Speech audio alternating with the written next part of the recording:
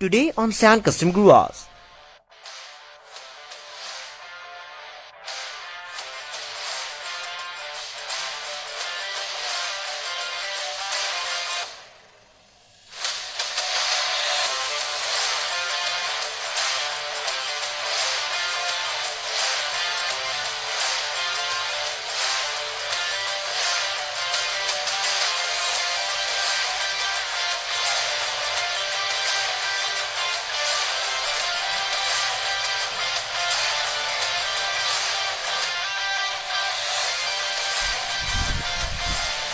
Hello guys, welcome back to Sand Custom Guas once again.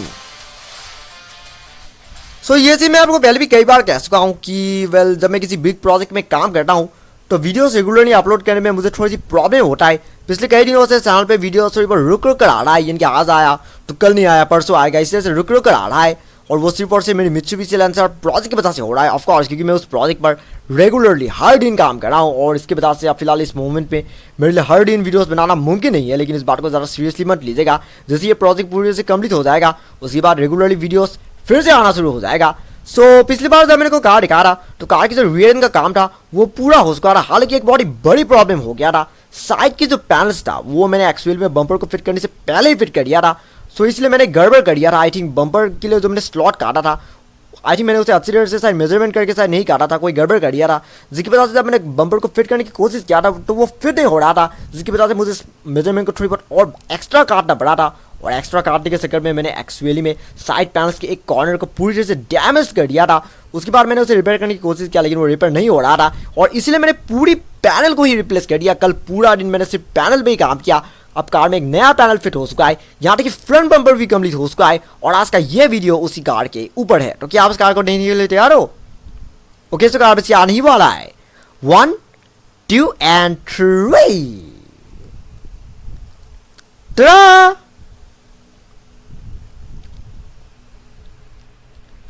The fully handmade Mitsubishi Lancer Evolution।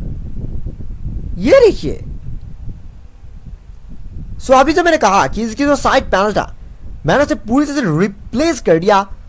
जो पुरानी वाली panel था मैंने उसे पूरी तरह से कार से काट के अलग कर दिया और उसके जगह में इस नए पैनल को इंस्टॉल किया जो कि बिल्कुल उसी स्टाइल में बनाया गया है जिस स्टाइल में मैंने कार की पुराने पैनल को रेडी किया था। लेकिन इस पैनल को रेडी करने में मुझे कल पूरा दिन वेस्ट हो गया। ये जो कुछ भी डोर लाइन जैसे सीधे ये सब भी मुझे बाद में फिर से रिक्रिएट करना पड़ा। फिलहाल कार थोड़ी सी गंदी है, यानी कि इधर उधर ग्लू फैली हुई है क्योंकि मैंने ये पैनल बस आज ही इंस्टॉल किया है और उसी की वजह से मैंने कार को अच्छी तरह से मैं फिलहाल साफ नहीं कर पाया हूँ। और अगर फ्रंट एंड की बात करें तो यहाँ पर आप लोगों के सामने बम्पर भी नजर आएगा। काफ़ी लोग सोच रहे होंगे कि मेरे सामने इतने सारे टेप क्यों लगा के रखा है। मैंने इतने टेप इसलिए लगा के रखा है क्योंकि सामने वाला जो पार्ट है ये कुछ ज़्यादा ही कर्व है और इतने कर्व सर्विस में कोई भी चीज़ सिर्फ ग्लू की मदद से चिपकाना कोई आसान काम नहीं है। मतलब अगर मैं ग्लू नहीं चिपकाऊंगा तो ये अच्छी तरह से टिक नहीं पाएगा और इवन ये और 1-2 दिन में शायद पूरी तरह से निकल जाएगा और वैसा ना हो इसलिए मैंने यहाँ पर पूरी तरह से ये सब टेप लगा के रखा है। ये टेप पूरे 1 दिन तक रहेगा, यानी कि आज पूरा दिन रहेगा। ये सारे के सारे टेप कल निकला जाएगा। तो देखिए आप रिसेंट देखिए इस पूरी साइड पैनल को रिप्लेस किया गया है। यहाँ पर ये वाला हिस्सा पर यहाँ पर उतना स्मूथ तो शायद नहीं हो पाया है क्योंकि मैंने इस चीज़ को पूरा रिप्लेस कर दिया है। लेकिन फिलहाल एटलीस्ट पहले से ये थोड़ी बहुत बेटर दिख रही है।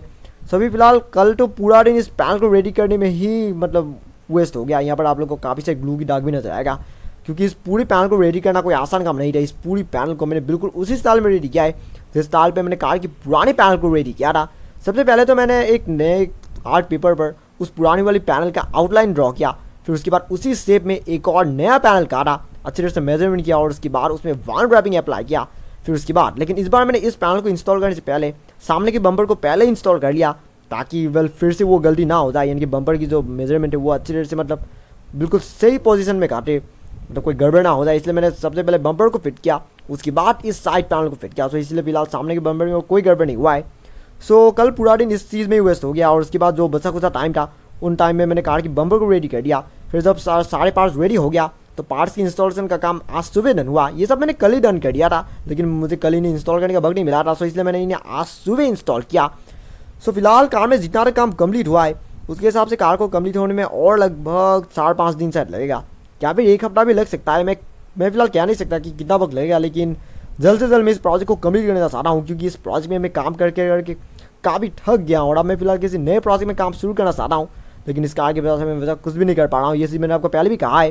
तो इसलिए मैं उम्मीद कर रहा हूँ कि ये प्रोजेक्ट जल्द से जल्द कंप्लीट हो जाए, लेकिन मुझे साथ में इस बात का भी ध्यान रखना होगा कि कार बिल्कुल परफेक्टली डन हो। अगर मैंने जल्दी में सब कुछ ख़राब कर दिया तो मुझे सारे काम फिर से करना होगा, तो और मैं ऐसा कभी नहीं चाहता हूँ। तो इसीलिए मैं उम्मीद कर रहा हूँ कि ये प्रोजेक्ट जल्द से जल्द कंप्लीट हो जाए और ये कार बिल्कुल वैसे ही दिखे जैसा कि मैंने कभी सपने में सोचा था। हाँ, तो दोस्तों आज के लिए बस इतना ही। फिर मुलाकात होगी मेरी एक और नई वीडियो में, जिसमें मैं आप लोग ऐसे ही और भी कमाल की कस्टमाइज की गई और मेरी खुद की तैयार की गई स्केल मॉडल कार्स दिखाने की कोशिश करूँगा। लेकिन तब तक अगर आपको आज का ये वीडियो से मैं पसंद आया, don't forget to like, comment, share and subscribe to my channel, and also click the bell icon so you will get notifications of every new video. And thank you very much for watching my video. Have a nice day.